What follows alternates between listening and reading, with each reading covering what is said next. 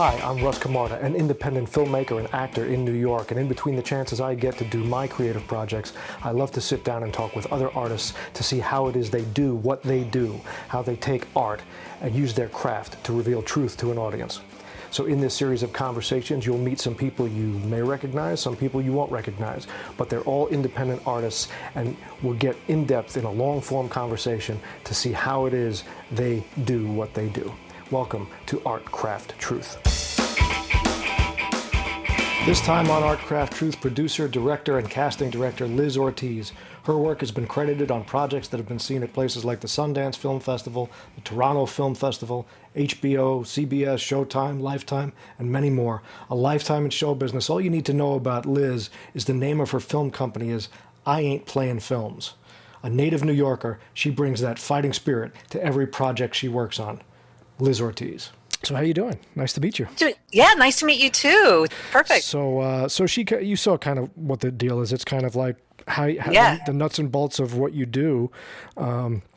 And your craft is really fascinating to me because, like you saw with Brett, it's like, I don't know what you guys do. I don't know how you guys do it. And we're all different. I know. Yeah, that's what I've heard. You know, maybe I should say what I'm going to say for when we're actually doing it. We're rolling, so Okay, cool. Let's just get started. Let's do it. And Liz, I welcome you to this, and you come Thanks. courtesy of one of our guests, Brett Goldstein, who's a casting director and performance coach, and you're a casting director and producer. Yes. And like I said, like we were just talking about, your job and your craft. Me being an actor, for years, I never knew how you guys really operated on the other side of that table. So it's fascinating to hear.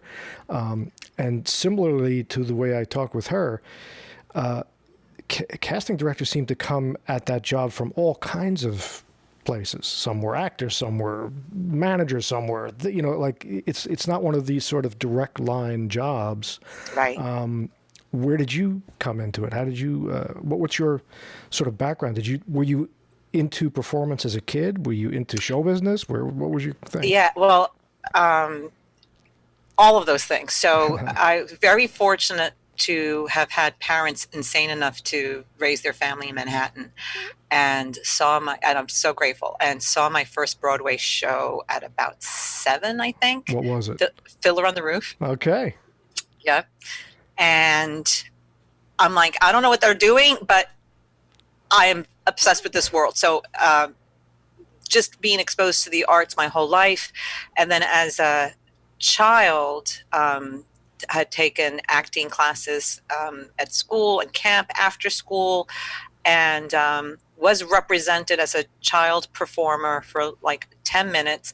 And then when I shifted into college, still thinking that I was going to be an actor, but then I got exposed to directing, and I thought, I know how to do this. I just have these amazing instincts that were beginning to emerge. So when you say get exposed to directing, what was that? What did that happen there? Meaning that from taking an elective class, you would have an assignment to direct a piece or what have you. Right. So that sort of got it going, and then I got so into it that I actually directed an experimental piece. And then I was really hooked. So I thought in my early 20s that I was going to go on that track. Specifically in the theater, or were you? The theater. Yes. And I really thought that was the journey. At the same time, to support myself while I was in school, I was a floater for the Schubert organization, and I was a floater usherette. So back right after the Civil War, I had the immense pleasure of, that was my college job, and I did it for like 8 years, and it was great to just sort of explain for folks what that is, what that whole thing was. So what it was that I was very lucky to know somebody who was part of the 10th Avenue Westie crew, and that is such a like native New York such a native New York thing where there is just like this dynasty of families, and it's a club. They don't want any outsiders. It's like show business, actually. That's it. But if you're lucky enough that someone takes you under their wing, and you're able to jump this turnstile or go through the back door of the fire escape, and that's how I got into this business. The same philosophy. I'm a thug. I'm an old thug, but I'm still a thug. That scrappiness afforded me this amazing magical opportunity. So I got in, then I joined the union, and I was a sub. And the thing is, I just made sure that I was available to jump in so that I could be the solution, not the problem. Wow. I could show up, and I say that to actors for decades now. All of us, be the solution, not the problem. Right. And that will cut the bullshit with your career in half. Right. If you just get out of thinking about like what you need, right, and right, your feelings, and get right in there. So I was very fortunate that I was floating from theater to theater. So like a Wednesday matinee, I could be, at a musical, and at night I could be watching some incredible dramatic piece and get paid for it. Wow. And so I got exposed to that world, and also a lot of the behind the scenes. So I did that for about 7-8 years. And while I was working at the theater, a friend of mine who is a brilliant composer, but also his side gig was to work in the theater, he said, I have a friend of mine, he's going out to LA for business, he's a manager, and they need somebody to answer the phone. I think you'd be great. So wow. So you're going to go, you got this cool thing you're doing, and you're going to go to LA to answer the phone for the manager? No. They went to LA, okay. And I was going to say, no, the office was in Tribeca before right. Tribeca turned into Tribeca. Right, it was turning, but it wasn't quite, it was still cool. So, and not the Tribeca that people think is right. Whatever. Anyway. Somehow I think it's going to get back there now. Things will. Well, you know what? All the people, let me just sidebar. Yeah. For all the people that they left, right. I'm like, don't come back. Exactly. Don't come back. That's right. And I feel this city has been so loyal to me. Right. Hey, well, I'm gonna give up on you now. You need no. You need a detoxification every now and then, a little cleanse. So this is what every native every native New Yorker, I say, you got to leave it so you can come back and fall. It's like that lover that you just right. You can't. No matter what, you right. always forgive them. And like always kiss and make up. And like a family member, only we can say bad things about our That's family. Right. Don't be. Right. I will cut a bitch. Don't. That's right. Don't. Exactly. So they were going to LA for I think 3 months or something. Fast forward a year later, I was a manager. A year later, they were just doing music acts. Right. I brought in actors. And then they said, well, you know what? We want to open up an agency in LA. We want you to open it. So, right.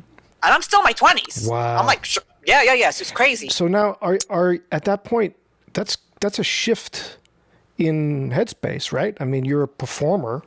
Right. And now I got into directing. So right. Then I realized, like discovering my instinct for directing, what became activated, I'm a hell of a business person. Ah, okay. So like when little girls were playing house, I was playing Office. No lie. Okay, cool. I was playing Office. Oh, right. So all these dormant gifts, by just being open right. and saying yes, I'm like, whatever, why not? Kind of led me to discovering wow, what I'm really good at and what I'm passionate about. And I found was much more, I felt much more satisfaction behind the scenes. Interesting. And it really was my gang initiation to the business, living in LA for 2 years. Now, before we get into that, yes. What do you think that is? What do you think that taste for that behind the scenes? What about that was? What is it for you that did that? Well, for me, and it activated what I'm so passionate about all these years later, where I adore the art of collaboration. I adore supporting people and their vision if it's a story worth telling. Right. And I feel that all of us, whatever, whether we're in front of the camera, behind the camera, on stage, backstage, we're all storytellers. We are all contributing to that goal of telling that story that is so important. So for me, like, if I'm approached about a project, I don't even want to talk about the budget. It's about the writing first. Right. This is not a gig to come in like, I'm going to make so much money. No, because Right. I'll be an accountant. I'll do a lawyer, whatever, shrink, whatever. No. So it really has to be about that. But I discovered I just love the satisfaction of the joy of helping somebody get closer to these magnificent dreams. LA jaded me to no end. Why is that? Yeah, you said this is your gang initiation. Yeah, I was there for 2 years. And let me tell you this. When I came back to New York, well, they wanted me to, there was a couple silent partners, and one partner I adore, and we're still doing things together through a different lens right now, which is beautiful. So not her, but this other silent partner wanted to practice business in a way that I felt was, in my opinion, a little unethical. Okay.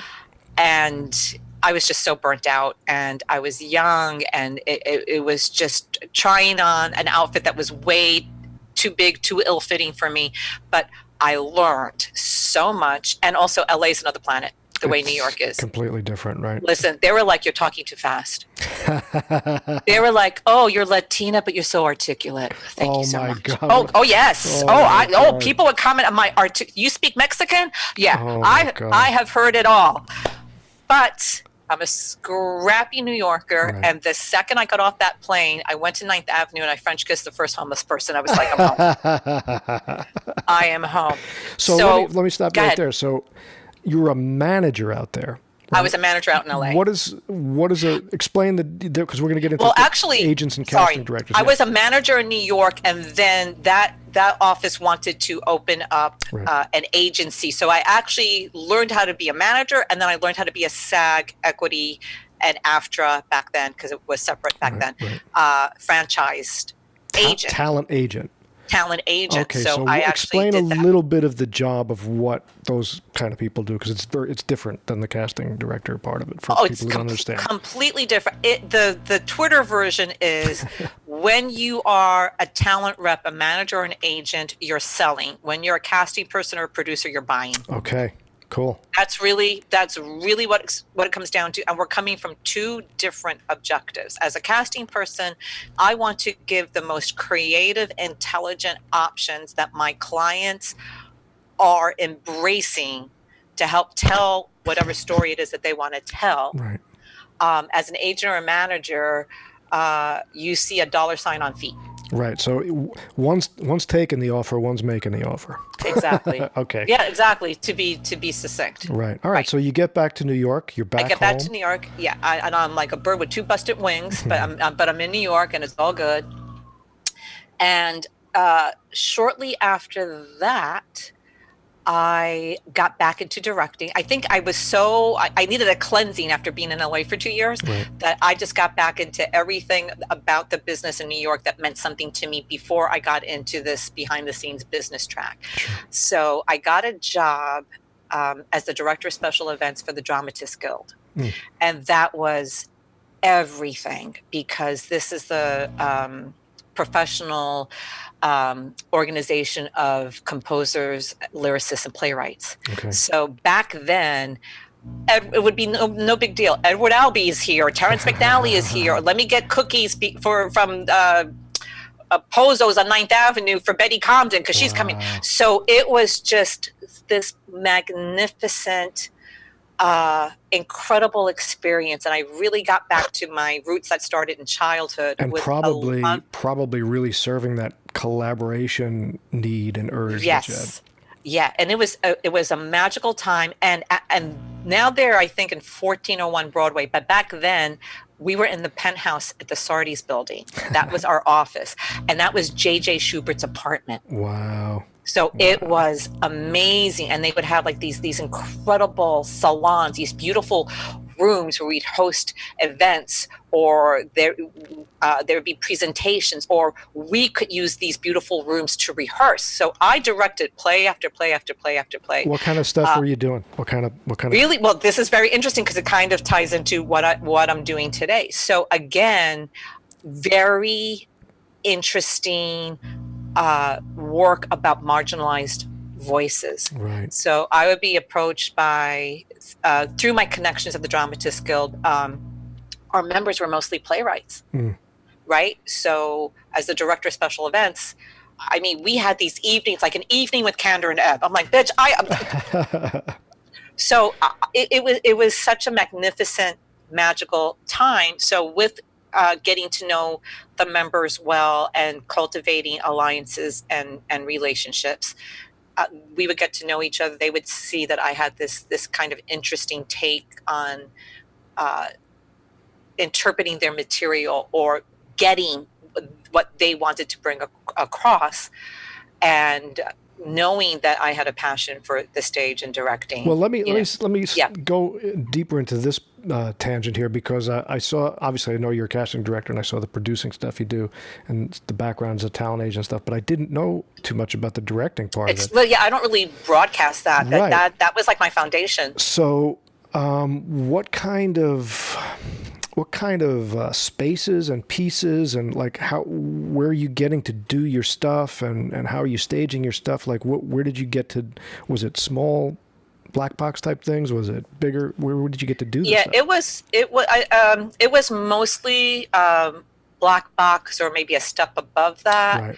A couple of things regionally, but what I made a very conscious decision, because while I was at the Dramatists Guild and some of my work was being presented, I had something done at New Dramatists. I had something done at MCC. There were like some pretty cool places here and there. I got recruited by an organization which is no longer called the NonTraditional Casting Project. Right.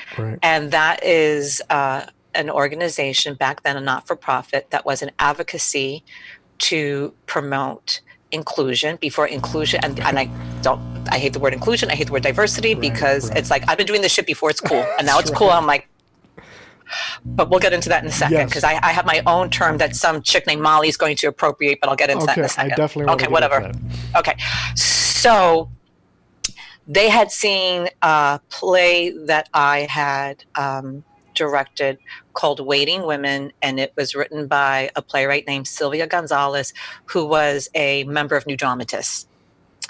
And they had seen that, and I think we had a cast of like 14 women of color. And it was also a period place. It took place during... Just for context, what year is it? What year are we talking? My God, this is...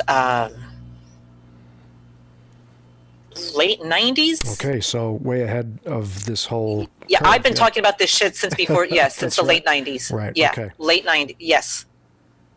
Late 90s, you're right. And they recruited me to manage their talent database, and to be a mediator between producers and casting directors and the talent database. And that's when I got exposed to PWDs, and that stands for Performers with Disabilities. Okay. And I've been a big advocate of that for at the same time. And I actually wrote, directed, and produced a documentary that won some awards, thank you, that is called And Seen, SEEN, and that challenges mainstream perceptions about disability within entertainment. Because I was so sick of banging this pot out my window before COVID, banging my pot like, hello, pay attention. And I realized I had to do something more. And I challenged myself to make this film. So let me ask you this question, because we'll dive deeper into this part of it, because this is a big theme throughout your career as well, is this sort of, I'll use the bad word, diversity before it was diversity. Right. was that, first of all, what's your background? You said Latino? Yeah, I'm half Colombian, half Panamanian, so don't cross me. Yeah. Well, I'm Sicilian, so it's a bad combo. So. I know you're my second cousin, That's twice right. removed. That's right. The knives come out when problems happen. All day. Yeah, when we say hello. Right, exactly. But so was this something you think all the way from childhood and family background? Was it something you maybe saw in those jaded days in LA where you're like, this is some bullshit here? You know, some people aren't being hurt. Like, where does that passion for that part of it come from? It was a combination of knowing who's out there in the world and noticing at a very young age the lack of representation. So now I'm going to go into my word that people are going to appropriate. So I'm very obnoxious about this. I'm like, I came up with this like 3 years ago. Okay. Forget diversity, forget inclusion. I call it reflective casting. Okay. Yeah. Let's reflect what's outside the window. Right. And then let's reflect why we got to think about it. Right. I think it's really, really, really simple. Absolutely. That's it. So it was that. It was certainly my experience in LA. I think, although there's such a melting pot in LA, but it's so spread out. Like New York, it's like we're forced to be in each other. Well, now COVID, but you know, we're traditionally forced to be in each other's faces or at a safe distance. LA, but everybody's driving in their car, and it's a very self kind of reflective or self-contained rather type of living, and I'm not mad at you for that. That's fine. But I'd rather just see just be exposed to the spectrum of the landscape, and I think it really became activated during my time at the Non-Traditional Casting Project, where advocacy was part of the job. So what you were doing was you were the liaison between them and the creatives and the talent agents and the whatever, and the decision makers, to hopefully get people who aren't seen, right? Okay. So we would get calls from the Public Theater, we get calls from EST, we get calls from all networks, and quite often it was because the casting directors didn't have the access, or we were a source for them. Right. So a lot of people thought I was a casting director, and the name, isn't that funny? Yeah. And so the name Non-Traditional Casting Project confused, I don't think it was a name that really served them. It confused people. And then subsequently, after I left, they changed the name to Alliance for Inclusion in the Arts, which is a much more, I think, adequate name. And then they dissolved, I don't know, I want to say like maybe 2 or 3 years ago. Okay. So there is a lack of an organization to be an umbrella organization. Well, I'm curious. I want to see what your thoughts are on, first, at that time in space, what the conversations were like. I mean, I imagine when inquiries came your way and people were they said the wrong things and asked the wrong things all day. We're looking for cripples. Do you have any retarded people? Oh my God. Oh yeah. Oh Jesus. Yeah. How about a midget? Yeah. Yeah. So those who That's terrible. It's true, but those who know me well, like, or people or my colleagues will come to me like, okay, so what's the language now? And I'm like, okay, yeah. And the thing is, I'm not one to dance around anything. I like to strip things down to their core. We're looking for actors, right? We're looking for storytellers. Yeah, and I've had to correct, many a client. Or colleague, and not to admonish them, but to educate them. Sure.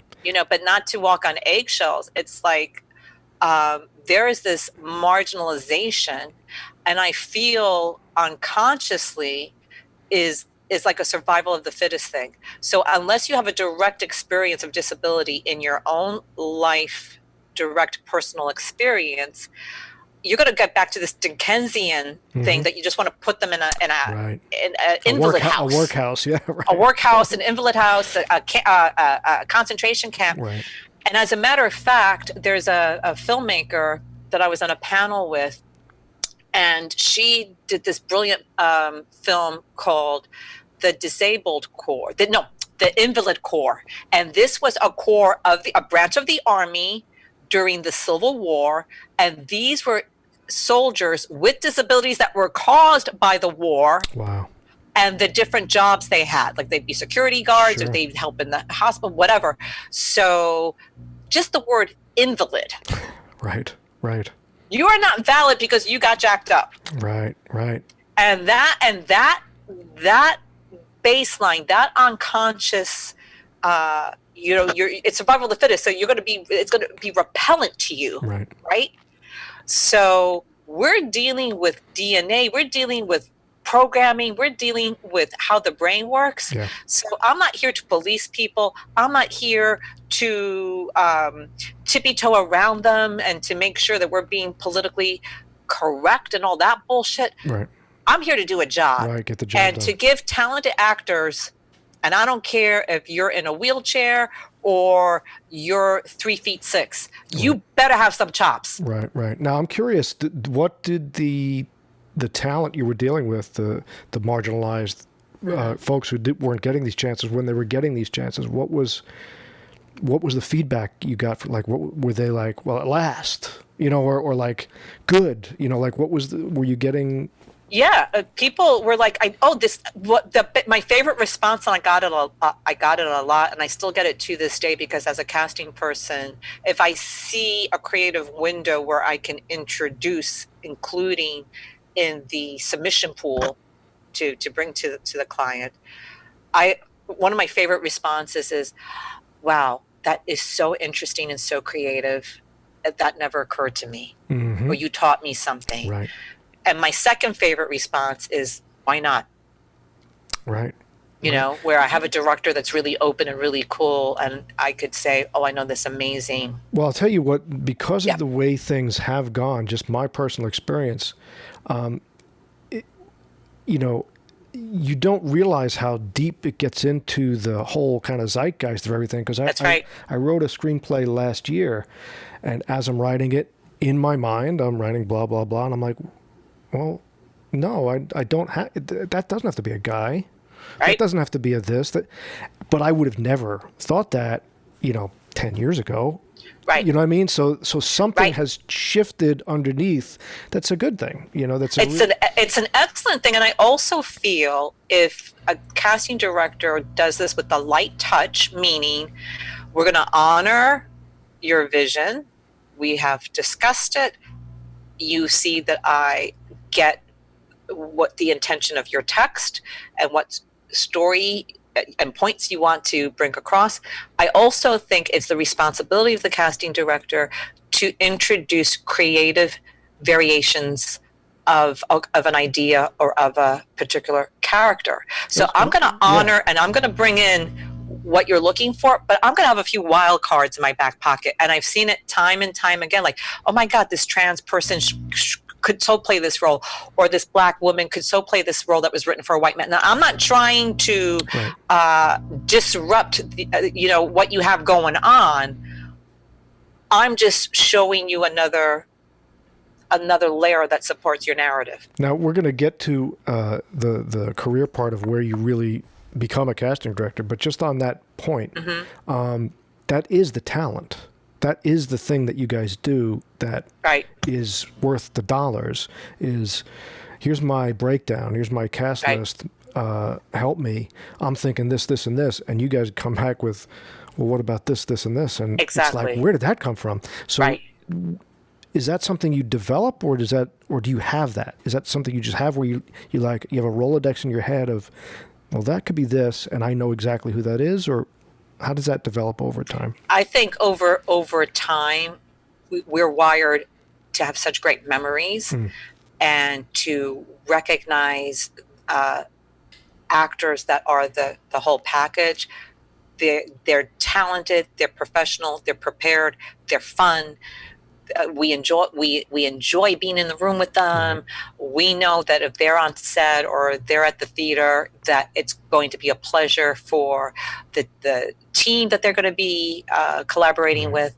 So I think that happens over time. that it's just, you just get into your zone, and you have a certain, every casting person I feel has their own sort of process, and I deal with conventional and unconventional sources. I just don't stick to one sort of formula, but I have a process to streamline it, because I will look at every single submission. Okay, so talk about that process. First of all, let's get you into the casting world. I'm on the verge, actually, from where we left off. All right, so I'm almost there. So let's get you there. Yeah, so when I was so they thought, because it was called Non-Traditional Casting Project, that I was casting director. So I was asked to cast a project for National Geographic, and I'm like, oh. So I kind of had an affair with having a side piece of, had a little side piece. And I said, okay. And I also knew too, under the confines of a not-for-profit with a lot of directives and very affluent board members and a lot of, just a lot of red tape and a lot of bullshit.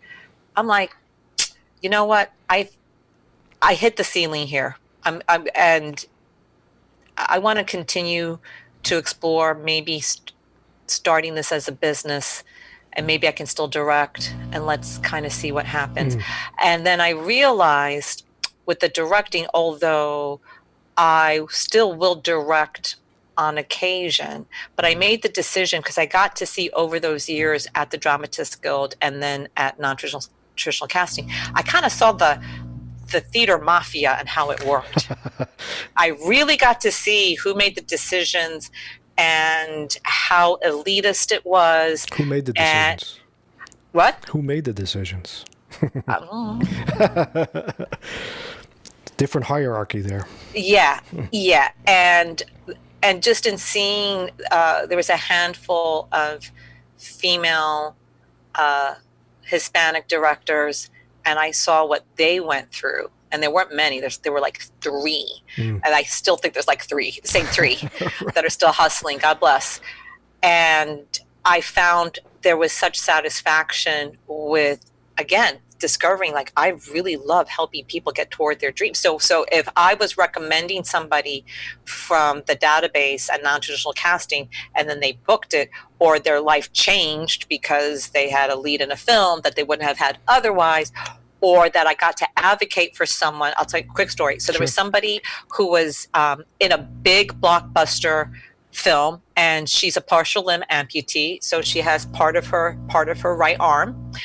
Beautiful, amazing actor.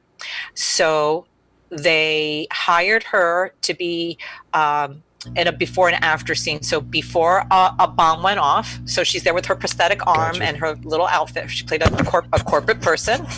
And then boom, there's the bomb. And then cut to, now we see her, and we see her stump. Right. Production, now we're talking a big blockbuster. If I said the name, you would know. I'm not going to say the name. Right. Big blockbuster movie. They wanted to just pay her as an extra. Why? Because she was background. Wow. So what I did, I went to SAG. I put up a stink. Sure. I got her upgraded, and that's how she got her SAG card. So I found such more satisfaction than trying to appease this mafia. I'll say this: they all wear bow ties, and they all wish they came on the Mayflower, but they didn't. Okay, you know who I'm talking about. There's like 8 of them. We're done. All right. Right. So I found this has more visceral meaning. Sure. For me. Yeah. Yeah. So that's a real theme for you, is this, and I think for a lot of casting directors, the really good ones, I'm discovering, it's the advocate, the real, like, look, you know, like in another world, in another life, you'd be, you know, the defense attorney, the public defender, you know. Right. You know what I mean? Exactly. Right. So I decided, like, I could take that risk. And in the shower, I came up with a name between shampoo and conditioner. And I came up with the name Casting Solutions. Nice. and that was my little shop. And what time period are we talking about here? This is now, we're going into, I guess, early 2000s. Okay, so Yeah. I was probably past sending out the labels to you guys by then. So, right.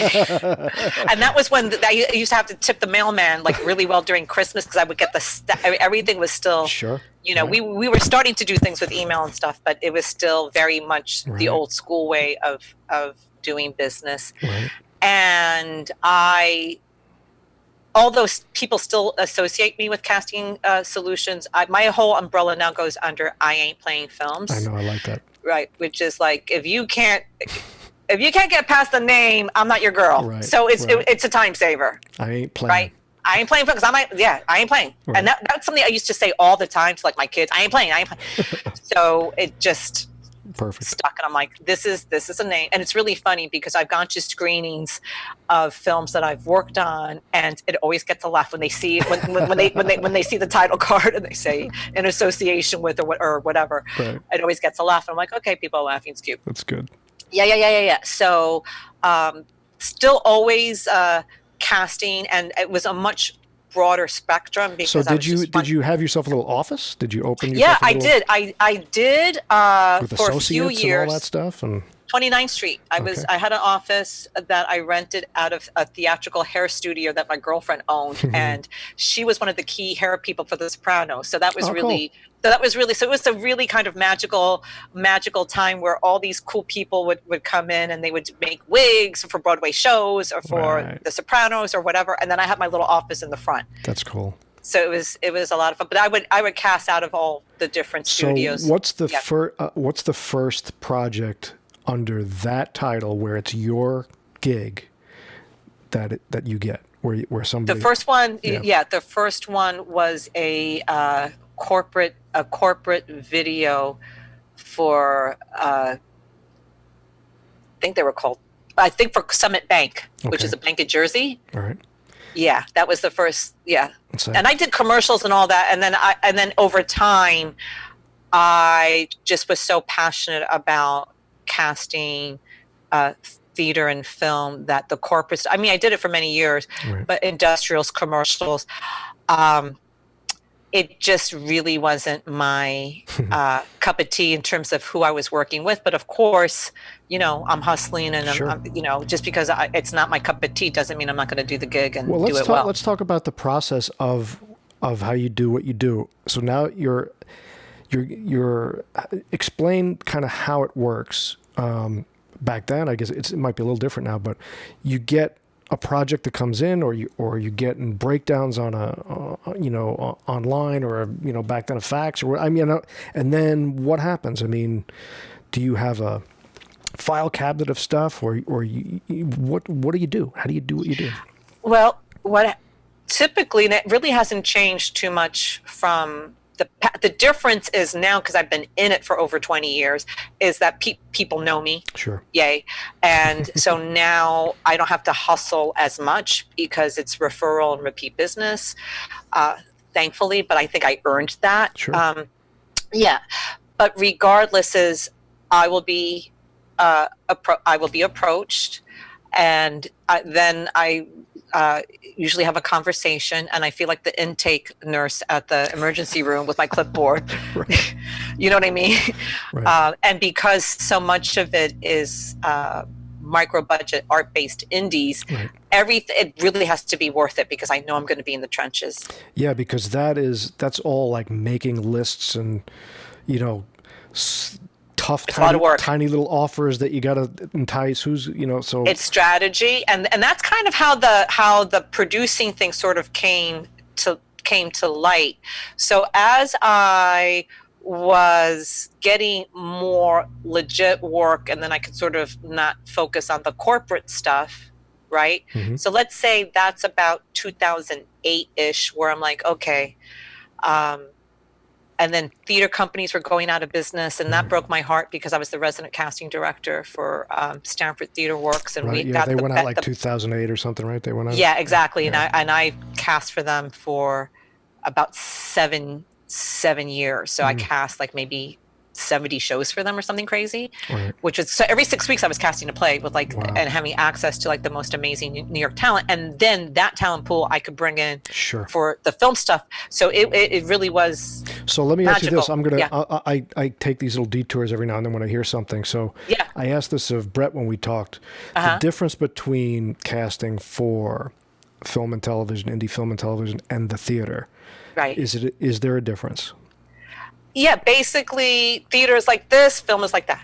Right. But I mean, That's it. your job is your job, it's pretty much, I think it's pretty much that I approach everything pretty much with the same passion and intent. And then the thing is, Brett and I, how we got to know each other is that a lot of times we used to cast like next door to each other. So she'd be casting for a theater in DC or wherever, and I'd be casting for, and we'd be like neighbors. And then we became fast friends. That's cool. over these many years. But that's how we got to become friends and know each other. But I think the process is pretty much universal. I have to see if I connect with the material. I have to see if I can serve the project. right. I have to see if this is something that I would feel comfortable in presenting to actors and their represent. So all of the human centipede. Why is she bringing that up? Yeah. Where are we going now? Okay, I'm gonna tell you where we're going. Okay.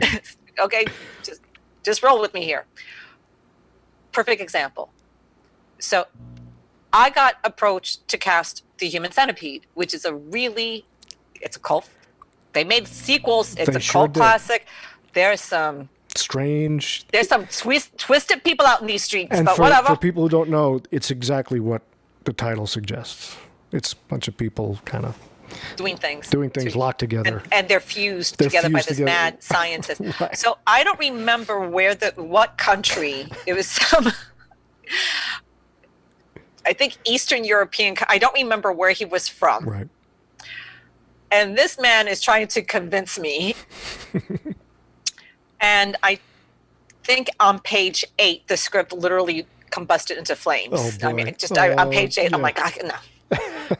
So we have this call, and I'm like, yo, this is straight out porn. He goes, it's erotica. I'm like, okay, Erotica. all right, okay. And listen, you made your money, and Right. it's a cult, Right. scary kind of classic. But that's a perfect example of I am not doing a gig just because it's a gig. Right. Now, I have said no many times. Now, let me ask you this, because again, everybody has their preferences. What are the types of story? I mean, aside from just the underserved sort of Right. characters, what are the types of what's the genres that you like? I mean, are you a rom-com thing? Are you a heavy-duty drama thing? Like, if somebody gives you that script to work on, you're like, oh, here we go.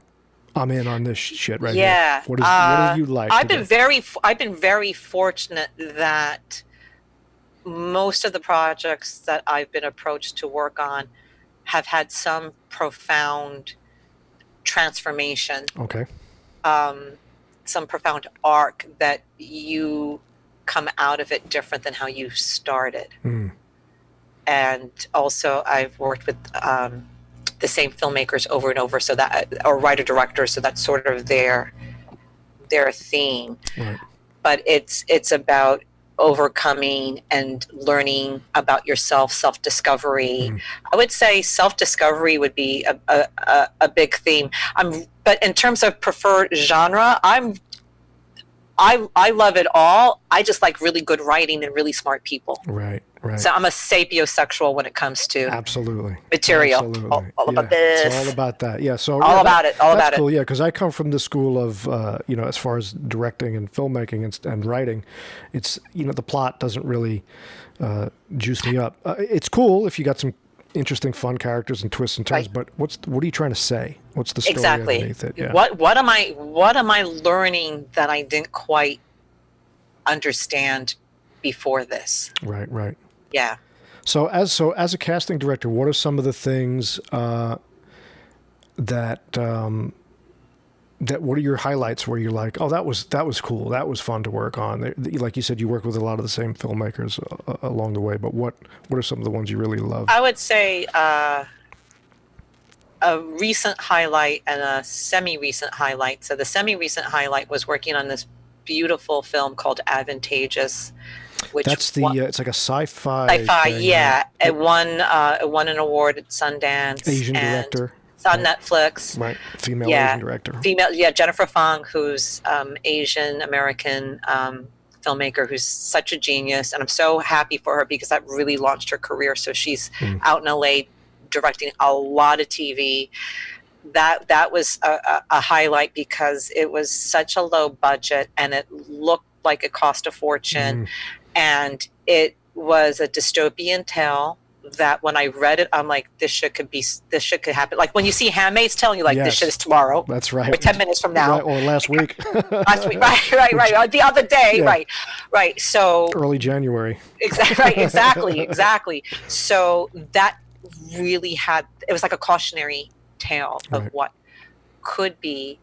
And most recently, it's, I think maybe it's in post now, I don't know. At the end of the year, I cast a pilot for an animated series that I was originally going to be live action, but because of COVID, they transformed it. That's a complete left turn on production. And I think it really lends itself more to animation. So when did you? That's interesting. At what point were you the casting director when it was live action first? When they decided that it was going to be animation. When they turned so how does that? Yeah. What is that? Is that like voice casting? Like how do you? It was and the beautiful thing about that was I was able to put it out there across the whole country because we were going to they were going to record it segments remotely. So. And that was amazing. So I really got to cast the net far and wide. And I also got to include a few candidates that are actors with disabilities. Right. And it's because it's blind casting. Right. And that was amazing. And I'm really excited about this, about this project. Is that a different skill set for you? Like, in other words, when you're casting, sometimes you're thinking type or presence, visual presence, but an animated thing, I hadn't even thought of that. What? I mean, somebody else could answer this totally different, but in my opinion, no. Same thing, huh? Okay. Same thing.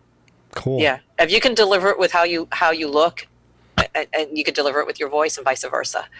So what was great was that I had more freedom. Right. Because we weren't restricted on how somebody looked. Right. But what's interesting is if you looked at the cast, I didn't even realize this. They could play it if it was live action. Okay. They all look like they could play. Right. Okay. Yeah. Cool. Yeah. And that's coming out the end of the year, or they're in post or something. I mean, I guess they're working on the animatic now. Wow, that's neat. That's neat. Yeah, but we did that right at the end of the year. So at what point because now you've shifted somewhere along the line where you become a producer. Where does this happen? Well, I'm going to go back to what I was saying before. So about 2008, 2009, so theater companies were going out of business. We had the economic, bullshit. Everything fell apart. Mm-hmm. And when I was approached to cast, it's just my nature to be scrappy and be resourceful. And as I was talking to this director, they're like, you should come on board as a co-producer on this. I'm like, I'm a hybrid. I'm a Prius. Let's go. So then I was kind of offering that. So for less than what you would pay for both roles together, you can get sort of 2 in 1. It's a deal. It's a 2 for 1. And everybody, who doesn't like a deal? Right. Hello. Right. So that's kind of how it started. But I was sort of doing that by default anyway, because again, I'm about how do we solve the problem, and being here most of my entire life, except for 2 traumatic years in LA and 1 year at school in Boston. That's just that's how we're wired. Like, how can we help? Who do I know? So let's explain to folks, because people get confused as to what producers do. Well, A lot of people it's different for everybody. say it's a lot of different stuff involved in that job, depending on the project or the venue or the Everything. whatever. So what were the kinds of things as a problem solver and a manager of the ship were you doing? Right. What kind of things did you understand? Right. So it would either be how we would strategize to get a name, but through the back door. Instead of not in a less linear casting director sort of way. So it kind of benefited Sure. that I was coming in at, under the guise of being the casting director, but I'm operating as a producer, but they don't know it. Right. Type of things like that. Or my least favorite part is strategizing with funding. Mm-hmm. The money part. Sure. Although I have found ways to navigate around that. It's not my favorite thing to do, but it's part of the job. Right. Or it would be resources for crew, where you know so many amazing, brilliant people, or they know people. So just tapping into your resources, your alliances, your scrappiness, strategy. I think a lot of it would be strategizing how to streamline and simplify a way to get what we need. How many laws can we break without getting in trouble? Right. So just whatever needed support and just common sense. I'm really good at talking people off the ledge. So right. It just really depends. Every director, every production team is going to be a little bit different. But I think the overall general response would be coming up with creative strategies as to how to solve a particular challenge or how to overcome an obstacle. You're part therapist for the artist. You're part you're PT Barnum for the talent. Right. You're doing all kind. You're JP Morgan for the financing. You got all these different hats you got to do. Right. And I'm curious because a lot of the projects end up being small sometimes. So. Right. You got to get creative financially. So creative. Where are some of these folks getting? Because I've had to do it where it's like all angels. It's like whoever you can just. Oh yeah. Whoever's going to write a check. Yeah. So that's the world you're in at that point, right? Right. So there are ways like exploring fiscal sponsorship and being very strategic about that, and then I don't know how it's working now because now it's a fucking shit show. Right. But with like a New York Foundation for the Arts, I think they're a wonderful fiscal sponsor because you get a lot of ancillary support.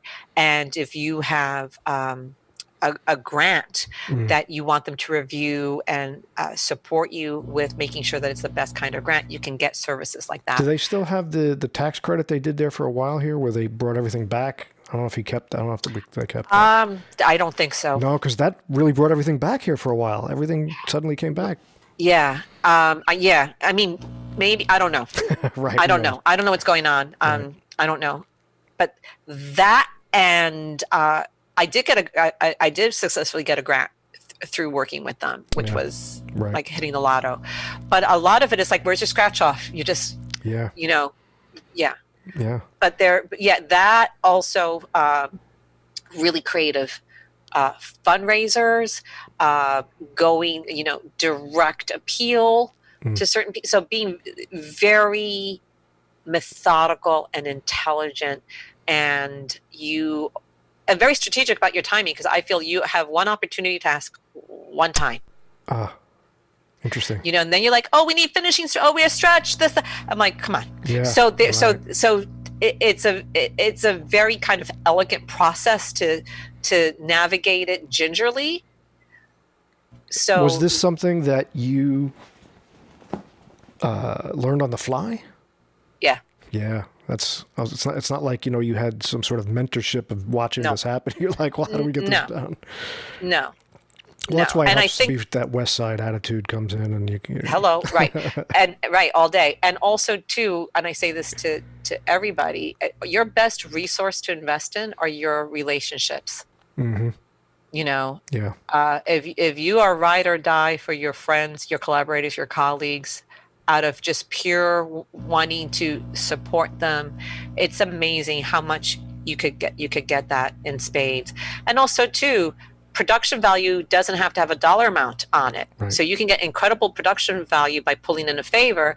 And that's why I say this all the time: never judge a project on its budget. Right. Yeah.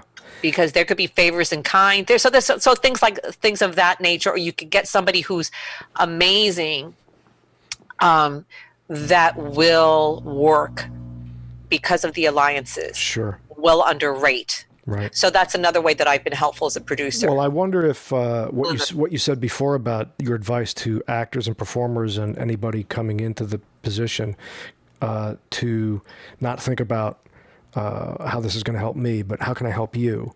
Yeah, if be the solution. Be the solution. If that's sort of the attitude you bring as a producer when you're looking to get these resources. Right. It's like, how can I make this good for you? And then you'll help me out. Right.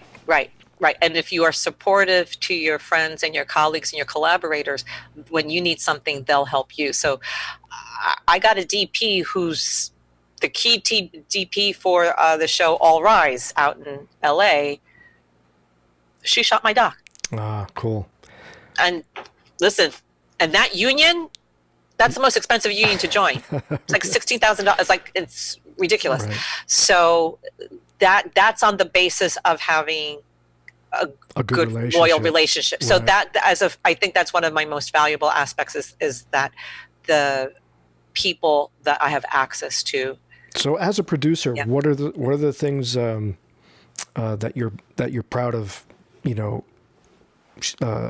shuffling forward, and where did they go, and give us some of the idea of some of the stuff you did where you got to see it up there and doing its thing.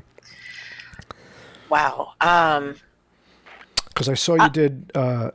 Were you involved in stuff? You've been involved in a whole bunch of stuff that went to Sundance and things like that, like short films and. Yeah, I would say the one. That's the one that was coming to mind. So there's one filmmaker that was involved with all 5 films that I've had end up at Sundance. Wow. So he was either director or producer. So that would probably be the most proud, where we're under insane conditions. We had no business making any of these movies, and that to see that it got that far, and then also, and this kind of bleeds into the casting side, when you just recognize that magic of that person, and then you see over the years that they blow up.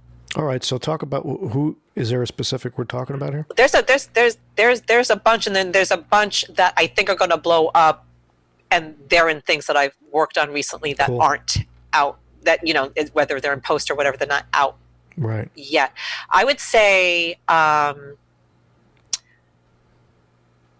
can think of 3 people. So one person is a young actor named Corin Tuggles, who has a nice role in the 40-year-old version, and has a nice role in John Leguizamo's Critical Thinking.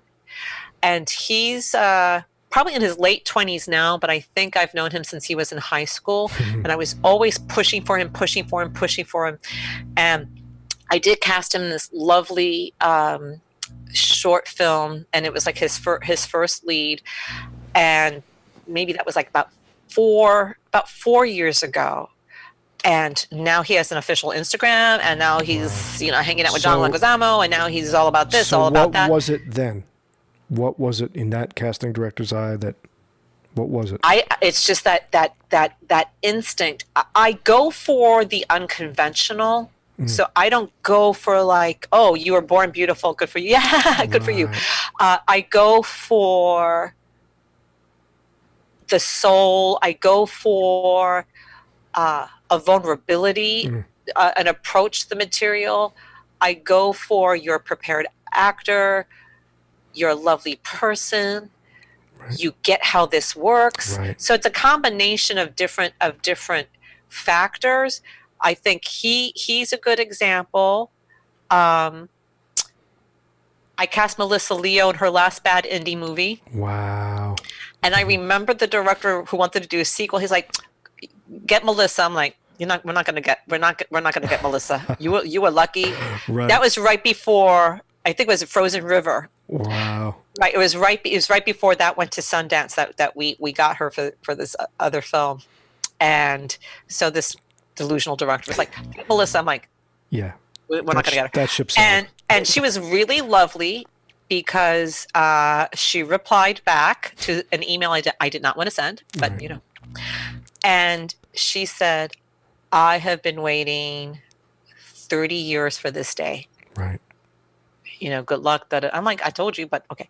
Right. Another one would be Ann Dowd.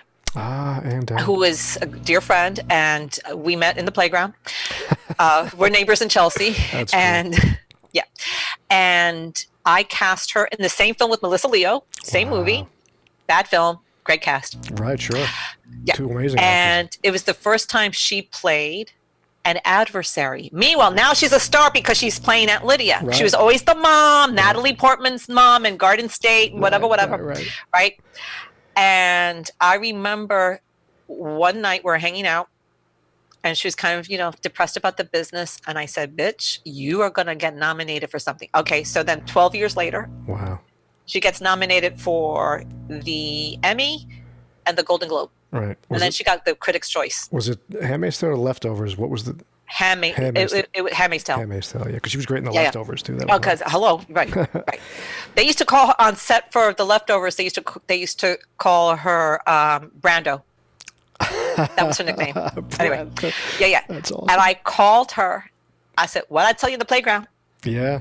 Just saying. It's funny, Brett, I was talking to the other day when I was saying I was going to contact you, and we were talking about, because I'm looking to do this thing too, and we were talking about different names, and we talked about Ann Dowd, and it's like, she always gets this sort of like, Margot Martindale kind of thing, but if you look at Ann Dowd, she should be getting more glamorous roles than exactly. You know what I mean? No, exactly. No, she loves. It's like the uglier. Yeah, right. The character more raw. Right. She is so into that. Great actress. And she has an incredible career, and I'm so happy for her that she's getting the recognition that she should have had 30 years ago. That's so awesome. She's and the nicest. You can't believe that that's Aunt Lydia. The nicest person. And for you, who has already told us that the supporting someone's vision, career, whatever, that's got to be the cake. Right? Oh, it's the joy. It's like, it's why I'm still in this. Right. Why I'm still in the mob. Right. Right. That's so cool. That's the drug. That's the heroin. That gratification is everything. And it doesn't even have to be through casting. If I'm private coaching somebody, right, and they get a call back, or now I'm not going to take the credit, Sure. But if they acknowledge me in some way, then that is a similar feeling. Right. Of, okay, I supported somebody in manifesting this goal. All right, now to be a stupid white man for a second, I wonder. You can't help it. I can't. It's part of my DNA and Italian too, so I'm kind of stupid. Stunad anyway. Right. So Stunad. Because I mentioned this with Brett. I think a huge percentage of casting directors are female. Over the course of time. Yeah, there's a bunch. I think probably more female than male, I guess. It's the one part of the business, I think, that it always seemed, to me anyway, that it was more female than male. I never thought about that. And I wonder if your inherent, and again, this is my stupidness, sort of wanting to support and if that's a female quality. No, because there's a lot of bitches out there. They don't care. Nah, that's awesome. Awesome. No, there's a lot. It's a cute gig. It looks good. They can talk about it, with their pumpkin spice latte after they go to a Black Lives Matter march. I don't give a shit. I don't know. Okay, all right, forget that. I don't think it's a gender thing. I don't think it's a gender thing at all. And it's funny. I was on the phone with a director. No, it's true. I was on the phone with a director friend of mine, and we've been in the trenches. A film that I'm helping him with has been in post for way too long, but whatever. We're trying to get it all done here. And I said, man, I'm going to be like some artists, some East Village artists, from the 80s on Avenue D. I made art with crack vials and they found it after I'm dead. And I'm going to, like with casting, they're going to be like, oh yeah, she was a pioneer. Yeah. Right. But I'm going to be dead, so who cares? Yeah, it'll be an Amazon doc that nobody watches. It's like, who was she? Oh, yeah, she didn't use reflective cast. Oh, she came up with that. Right. That's where we traced that term and we found you. Yeah, there we go. Right. So we joke about that. Just I'm like, okay. So talk about the doc that's yours. Yes, thank you. So it follows a. And what's the title again? It's called And Scene. And Scene. Right. SEEN as opposed to And Scene. Right. But it's a play on that actor thing, because so many people with disabilities aren't really seen because of that. Again, my earlier point of we feel it's contagious, so we're going to back off. So there's a repellent unless you have a direct experience, and therefore the compassion, the empathy, and the understanding. Right. So it's kind of akin to race. And and how long did it take you to shoot this thing? 5 years. Wow. During a very challenging period of time in her life and in my life. Wow. Which is crazy. She almost died, and my life was just completely turned upside down during that time. But I wanted to honor my word, and I wanted to finish what I started. And she is an incredible performer. Her name is Jamie Petrone. She's an incredible performer. Amazing for musical theater, but for everything else. And it just shows her and other performers with disabilities, she's not the only one, how they navigate casting, how they navigate being on the street, how they navigate the healthcare system, how they navigate everything with a lot of humor and with a lot of, no one's on a pedestal. It's raw. It's funny. And you're the producer of this picture. Everything. One producer wrote it, directed, and then had great collaborators. Okay, and you were saying that the DP who was doing you the solid there. Right. How did that work? All that time. We met as like some women of color symposium. I don't even know what the hell it was. And we just. Oh, and I was so impressed with her because she was the first Black female to graduate NYU with the master's in cinematography. No kidding. She was the first one. I said, "Bitch, you're a unicorn." So we became really good friends. And I said, "We need to work together." And when I knew I needed somebody, was it sort of like back and forth bi-coastal thing? Like, how did you manage this over? Well, no, she was. It was before she. It was before she went to. It was before she went to LA. So she was here, and I don't even know how many. I couldn't even do how many shooting days we had. I mean, so much about making a doc is in the production side of it, in the prep side, in all the admin side of it. Yeah. But yeah, I got her when she was available, and then I had two other shooters when she wasn't around. So I had her covered when she wasn't around, but she shot like 85% of the film. Yeah, I've done a documentary as a producer and cinematographer. Actually, I shot the thing, and it's a whole other world. It's a whole other thing to. It's a whole other, and I'm so glad I did it. I don't know if I have another one in me, and I honored. We won a couple of awards, and then we got on a panel with the filmmaker who did Invalid Core that I mentioned earlier, and then with one of the co-directors of Crip Camp. Now, what's interesting, Crip Camp, I'll be shocked if it doesn't get nominated for an Oscar. Please watch it. It's on Netflix. It got the audience choice for Sundance 2020, Crip Camp, CRIP. And James Lebrecht is also an amazing sound mixer. He is in Berkeley, and his company is called Berkeley Sound Artists. And I love this business because there's only 10 people in it.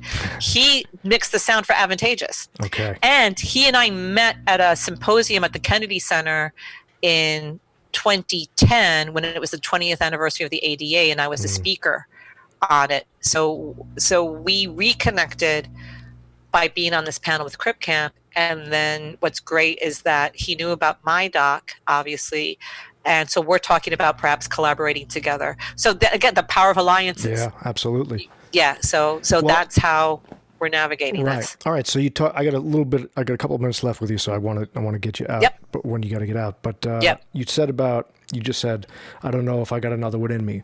What do you have in you? What do you want to do? Like, what's the thing? Is there a project on the table right now, even without giving stuff away, or is there something? Do you want to go back and direct in a theater or film? Like, do you want to do that stuff Yeah, anymore? I would be very open to it. There's two projects that are percolating, both originating out of LA, both with two different women that I've known for many years, and that we completely trust each other implicitly. One is One is a series, and that's being written, and I'm kind of helping with that. And one is a feature in development. So I think I'm excited about those two things. If I am approached to direct, I would certainly consider it. I don't know if I have another documentary in me, because I know that's a lung and a kidney, Yes, it is. and a broken ovary. So I don't know if I want to do that, but Well, I don't know where that came from. I'm guessing whether it's the series, the feature, or anything that's given to you or handed to you, if it has that transformational quality you're looking for, it's I'm all over it. So yeah, I'm just about collaborating with great people that know how to write. Right.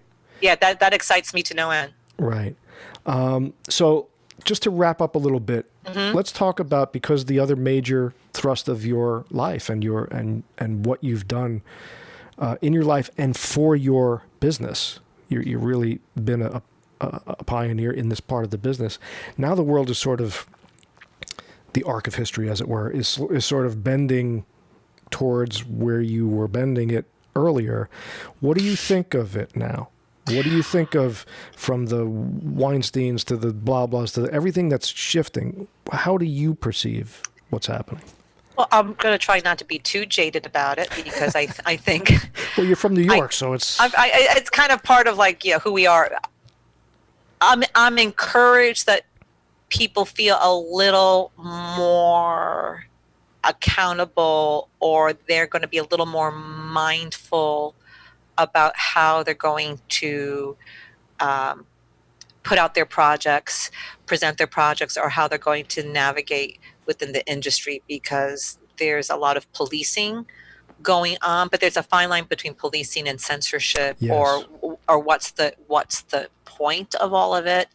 I also think, but I think it's unavoidable that there's now this woke culture. I hate the word woke. I think it's bullshit. I do too. I think it's such bullshit. I'm like, why is it special now?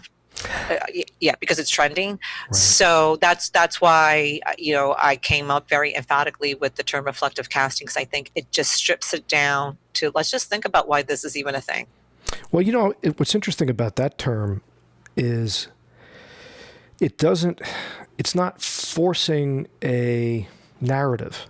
It's not forcing an agenda on anybody. Agenda, yeah. It's not right. like reflective casting to me. It's the mirror up to nature. It's Shakespeare. That's right. That's right. But right. There's another wave of, well, now the white guys are just going to be the bad guys and the morons. We're just going to swing it that way for a while, right. And we're going to, even what the Oscars did and all that stuff. It's like, are you telling the artist what to do now? Right. And I don't know if that's the best way to go. Well, that's why I like reflective, because we all have to take an individual responsibility. Right.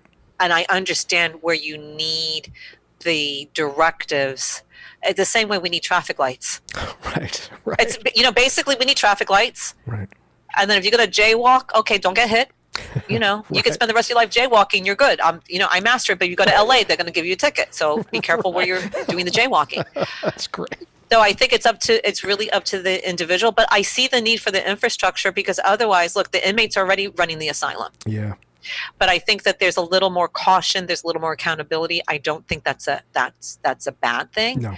And regardless of whether these directors are in place or not, it's still up to personal responsibility and what works for you, if you're even conscious of that you're intelligent enough to be in that place. Well, otherwise, you're just going to satisfy your immediate needs and appetites and keep it moving. Right. And that's, I hate to say it, that's most people. Right. Well, I'll tell you, Right. it's like I said to you personally before, because it's, and I'm not a big fan of the super woke, super far that way culture, but because it did have an impact, it seeps into kind of, It served a purpose. it's trickle down economics, it gets in, and now I'm Right. thinking about things differently. And it's the same idea. I spoke with a friend of mine who's a screenwriter on one of these podcasts, and Right. it's like, and a female screenwriter, and it's like, Right. yeah, you needed more of us in the room, because it's not because the guys didn't want us there.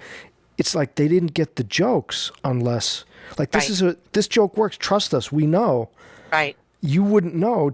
Right. So just the awareness, I think, is It's a important. POV thing, so we have to understand that there's more than one POV going. There's more than your own. Right.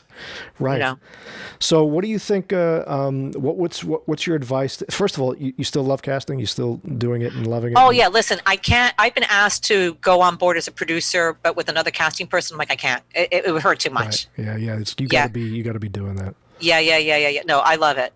So what's the advice to the? I mean, you already gave it earlier, but if you can expand on it, to the young performer out there, or the old performer who's out there pounding the pavement and doing the thing and trying to. First of all, one thing I didn't get in with you, and I'll get in with you just for a couple of minutes, real quick, is did you do the scouting, like the Actors Connection and one-on-one and showcase? Oh yeah, like you did all that. You do all that stuff too, right? So, yeah. I mean, I'm very picky. I don't do it with everybody. Right. But I'll do it with Actors Connection, because that used to be one of my casting homes. That's where Brett and I would hang out all the time. So it's like a family type of thing. But there's a couple other places I won't do it with. But there's a couple, not many. And for folks who don't know, in New York, Actors Connection is sort of like a pay-for-play, like where an actor pays their $30 or whatever it is, and they go in on a certain night and get to sit down with casting have a directors. workshop. Have a And workshop. Yeah, and I like to really give a little more than just, nice work. Like, I really like to demystify the industry. Right. I always liked one-on-one for that back in the day, because it was like, Yeah. I get my 15 minutes to sit with somebody and Right. talk to them, and I thought that was neat. And Yeah. they had something like that in LA, but then somebody fucked up that business out there. Yeah, well, somebody was so casting person. I know exactly who you're talking. They were double dipping. Right. Yeah. So it's yeah, like pay to audition for my project and pay. They were, don't double dip. Yeah. It's not a good look. All right. So that's how. So do you still find talent the same way? Like, do you still find new talent the same way? Yes. Yeah. So from that kind of stuff, conventional submissions. ways. If I'm teaching a class, if I'm doing a workshop, if again, I mean, I'm like a junkie. I'm like, there's no methadone clinic for not being able to go to the theater, Right. and I used to go like 2-3 times a week. This must be killing you then, this whole virus thing, man. I'm losing my mind because as you don't tell me it's a play on Zoom. that doesn't work. I'm sorry, it's not working for me. Right.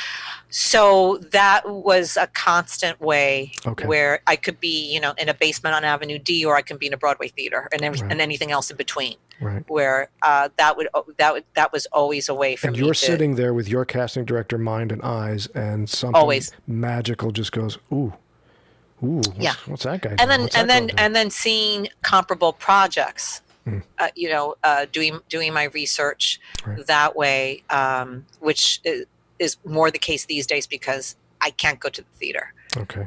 Yeah. So. All right. So wrapping it up then. So what do you Yeah. tell those performers? The ones who are trying to get in front of that cast, because you're the doorway, to the project. Well, I would say a couple real quick things. Really cultivate your alliances. Don't try to get something from somebody. I don't like the word network unless it's TV. It's like cultivate your alliances. Know that you are a fully formed person. Okay, we're all the same. I'm not breathing special air. Okay, we're all the same. Also, the reason why you think you're going to get an attitude from somebody, because there's a lot of people in this business with attitude. I'll tell you the main reason for that. They're not slick enough to have their poker face on to let you know that they're worried about making a decision that's going to put their job on the line. Everybody's afraid of losing their job. Right. So you're going to get a lot of non-committal energy because nobody wants to, are going to be very guarded. So it has nothing to do with you. Right. And if you feel that you really knocked it out of the park, and you don't know why you cast it, it's probably the investor's cousin. Right, right. So there's so much that happens. It has so little to do with you. Right. Well, you know what's great is that there's such a lesson in that just for life. Right. Is the combining that with the thought of what can I do for you? What do you need that I don't need? And then to combine that with, I'm going into a place where this person is terrified. How can I allay their fears? How can I be the solution, not the problem? And exactly. I think that's the lesson we come away with. That's the takeaway. And if you take that out of your performance life and you take that into your good life, your regular life, I think we'd all be better off anyway. Absolutely. And I would just say, just to put a button on it, that, if you look at auditioning as a genre unto itself, I think it's counterintuitive in your brain. Well, how can I perform this? I didn't get the job. So you're sort of vacillating. But if you look at this like, I am auditioning, that is its own acting style, and for this 3 to 5 minutes, right, I own the room. Right, and this is my stage, and I'm going to act the hell out of this.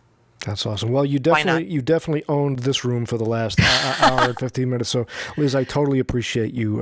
This was fun, Ross. Thank you. I really appreciate you coming on, and we'll stay in touch. And I'll say hi to Brett next time. All right, will do. Thank you so much. Take care and stay safe in these streets. I certainly will, and I'll see you on the west side somewhere. Yeah, definitely. All right. Take care. So long.